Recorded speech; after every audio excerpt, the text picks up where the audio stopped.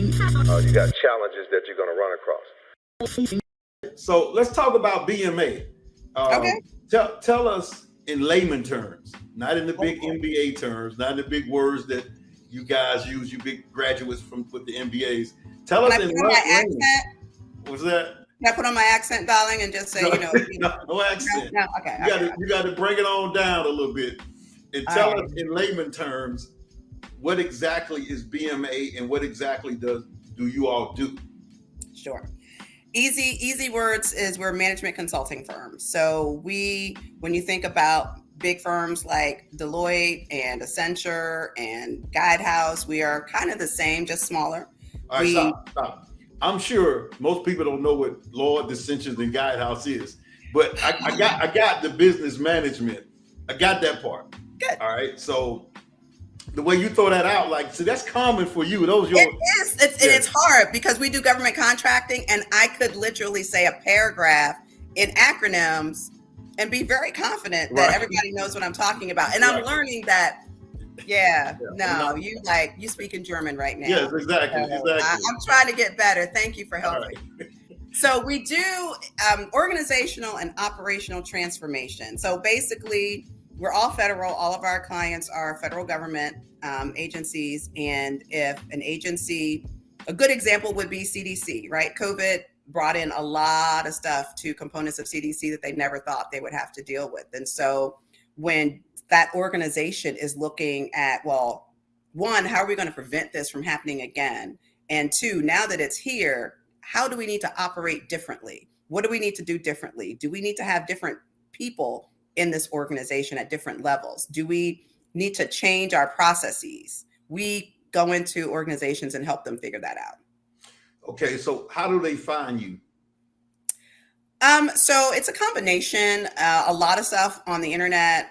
We have certain contracting vehicles that they can search on and see who is doing what on that particular vehicle. There are many opportunities that will be released on those contracting vehicles that sometimes we just blind bid them. It's called a bluebird, when you just bid something because you're like, okay, I understand what you're looking for, and I think that we can help you. So it's a bluebird, I'll just bid it. But a lot of it is also working with the small business office in that agency to let them know who you are, where you are, and what your capabilities are. So is it a benefit for you being a minority, being a female and African American? Do they have to have a certain amount of contracts with minority organizations, companies? They do. I mean, I wouldn't say it's necessarily a benefit. And I want to phrase this carefully. I wouldn't say it's necessarily a benefit being African American. It's a benefit being minority, because women are considered minority: Black, white, Asian, Hispanic. When you look at small disadvantaged business, again, it's not just African American, it's all other. So yes, there are many set asides for specific groups, but I can't say that Black American woman is more valued than any other group. Do you feel like you ever lost a contract because of that, though? Because absolutely, I've given back a contract because of that. Give me an example of that. Like, what do you mean? What happened? Yeah, I had a contract with an agency I'm not going to disclose, and it was like a $3 or $4 million contract. We were about 6 months in, and we had about 15, 20 people on that contract, and they didn't realize that my team members were on the line for a conference call, and one of them said something like, well, I would have thought that at least some of these people would have looked like us on this team. Wow. And I went to the contracting officer like the next day, and I was like, I don't think that we're the contractor for you.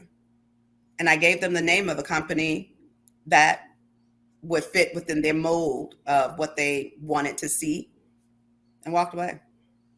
So they knew that you heard that. Okay. Well, they made me finish out that year, because remember, we were only 6 months in at that time. Mm-hmm. So they made me finish out the first year. But in doing that and making me finish out the first year, they were careful, right? Not to say other things, not to treat our team badly, because, you have a couple of experiences and you're like, no, that's not what they're doing. They're not purposefully saying no to this because of blah, blah, blah. And then you hear something like that, and it's like, oh, yeah, you are. Right. So then all of a sudden, after that, our deliverables went a lot easier, right? There was not as much contention.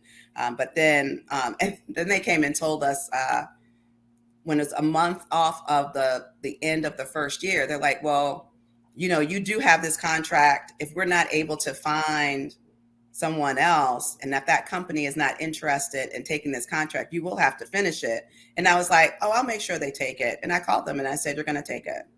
Because I didn't want to work with that client anymore. Right. We need to get good past performance. Past performance is everything in the federal government, right?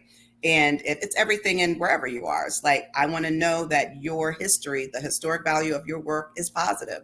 And if you have folks that are already biased for no good reason other than your skin color, then you're not going to get that good past performance. They're going to find some reason. Oh, they walked in with a dirty tennis shoe.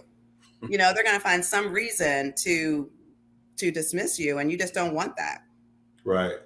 I've gotten better. I will say that my team back then was like, Luana, you can't just give back millions of dollars. And, me, I'm like, I'm going to, and they're like, no. So over the years, I have let others deal with those types of situations so that I don't have to, because I am very, very committed to my employees and my team members, and I won't have them being treated unfairly for stupidity. I'm not going to have it. So, but I have other team members who have a more gentle way of dealing with clients who are in that space.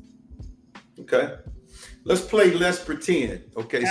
Okay. Let's pretend I'm the CDC and I talked to you all and I said, okay, and however you go through that process of bidding out and you getting that contract. So so now you are my people. So I have you come in to the CDC and does it one person come in there? You bring a staff, or how does that work when they come in on the first visit? It depends on the contract. It depends on the size. I mean, we have some contracts that are one person. We have some contracts that are half a person. We have some that are 20 people. So it just depends on the size of it. So for our work at the CDC, most of our work there is on the strategic end, strategic workforce planning, data analytics, that kind of stuff, future of work. And so those projects are 4 to 5 people. I'm sorry. No, strategic workforce planning. You're planning the workforce, data analytics, looking at data. Try it. That's a big word for me, then. For those contracts, I need you to study up. I know, you're right. I should have studied some few of those words. Exactly. Make sure that you like and subscribe and hit the all button and all that kind of stuff, because we're going to have a lot of good interviews on this podcast.